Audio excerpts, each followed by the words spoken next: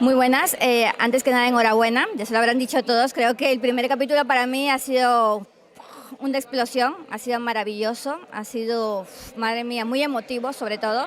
Entonces, quería preguntarle primero cómo le llega a usted este personaje, cómo se plantea también realizarlo, porque creo que el mayor reto también está en estos personajes que sean totalmente opuestos, ¿no?, a uno. Entonces quería un poco saber por qué, cómo fue planificarlo. Me llega la propuesta de hacer un casting y me llega un correo y añaden la frase, tienes muchas posibilidades para hacer el papel. Y yo pensé, bueno, se lo dicen a todas, ¿no? Y bueno, pues por lo visto no. Por lo visto no, tenían claro que querían a Nina y es algo que agradezco mucho a los Javis, a Javi Ferreiro, a todas las personas que creyeron que era yo quien tenía que interpretar a Inés. Porque con una trayectoria de 42 años donde he hecho de todo y donde ha habido proyectos que me han marcado mucho, han marcado mucho mi imagen, creo que es más difícil que un productor o que un director decida que tú puedes hacer un papel como el de Inés, ¿no? Entonces, Inés, que es una mujer que ha sufrido lo suyo, que tiene un carácter muy arisco, muy dura, en muchos momentos, irónica, una ironía incluso corrosiva. Sí que es opuesta a mí, pero también hay algo de Inés en mí. Sí, yo creo que la entiendo muy bien, ¿no? Es una persona que para mantener unida a la familia, lo que sea. Ya pueden pasar por encima de mi cadáver, que yo con mis hijas y con mi marido, lo que sea, ¿no? Entonces, eso lo entiendes, ¿no? Porque en realidad es el amor y es la aceptación. Es la aceptación del marido que te ha tocado tener y las hijas que has parido, ¿no? Con todo el dolor porque las has parido tú y se supone que las has educado tú, ¿no? Y también entendiendo todo el contexto, ¿no?, de toda la historia, que es una historia. Yo creo que la potencia de Marilindre no se entendería sin la potencia de la historia y de los temas que pone encima de la mesa y que plantea, como la salud mental y el suicidio y la soledad y el no reconocimiento o el no espacio de un colectivo que, por suerte, ya hace muchos años que empieza a tener ese espacio y esa normalidad que ya sería ahora, ¿no? Bueno, pues Inés está en ese contexto. Y ella lucha por mantener a su familia unida, pase lo que pase, ¿no? Y desde ese punto yo la entiendo a ella.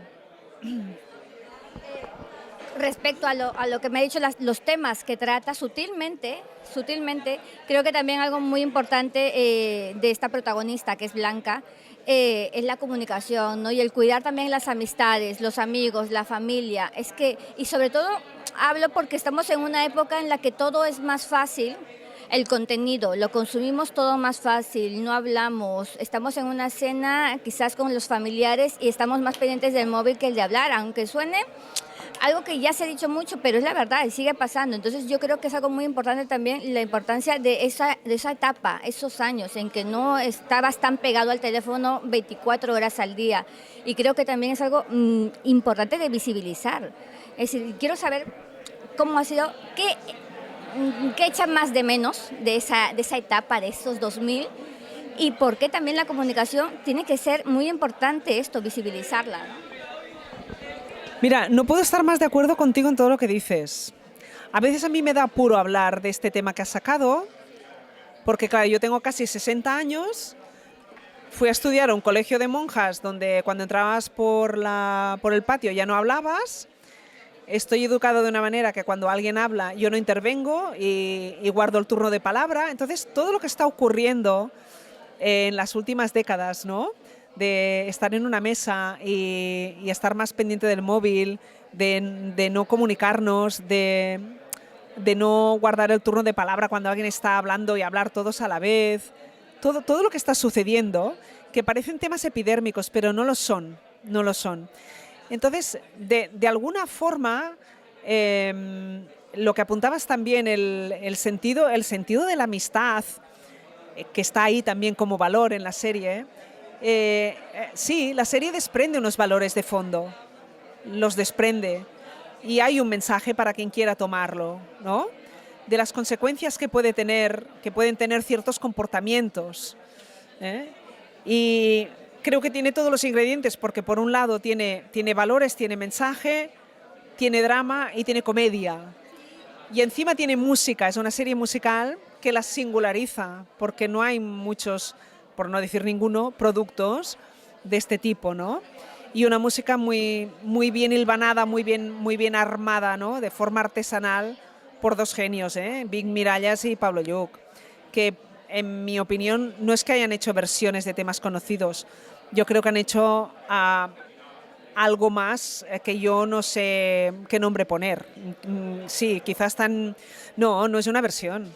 Han revisitado unos temas muy populares con el peligro que eso conlleva, porque los conoce mucha gente, pero es que sí, han hecho un trabajo de verdad, musicalmente es increíble, es maravilloso. Y siempre al servicio de contar la historia más y mejor, ¿no? Sí. Sí. Eso. Y ahí voy. Que respecto a la música y a los años 2000, ¿cómo es para regresar? Es lo bonito que tienen las series, es lo bonito que tiene el cine, ¿no? Que nos transporta a una etapa que nosotros nos ponemos a pensar como espectadores. ¿Qué estaba haciendo ahí? ¿Qué estábamos haciendo? ¿Qué estaba haciendo con mi papá? ¿Quién echaba de menos? Es decir, ¿qué música estaba escuchando? Cuando recuerda esa etapa, ¿qué es lo que recuerda a usted de esa época? Bueno, por un lado ese es el poder de la música, que en un segundo te traslada a otro tiempo, ¿no? ¿Qué es lo que estaba haciendo yo hace 20 años atrás? Bueno, pues estaba haciendo OT y preparando a muchos de los artistas que cantaban algunas de las canciones que aparecen en la serie y que yo francamente no me había dado cuenta. O sea, yo me he dado cuenta hoy cuando Javier Ambrosi lo ha dicho, pero claro, el hecho de que no me hubiera dado cuenta haciendo la serie quiere decir que yo soy una espectadora más y que esas canciones han pasado a ser también banda sonora de mi vida y que las vivo como espectadora, no como directora de la Academia de Operación Triunfo, que preparó a todos esos jóvenes que cantaron las canciones que hoy en día ya forman parte de nuestras vidas, ¿no? Pero la música tiene ese poder. Bueno, el 27 de abril tenéis una cita y no os la podéis perder porque se estrena Mariliendre en A3 Player, así que nos vemos ahí. Mariliendre, pero vamos, forever.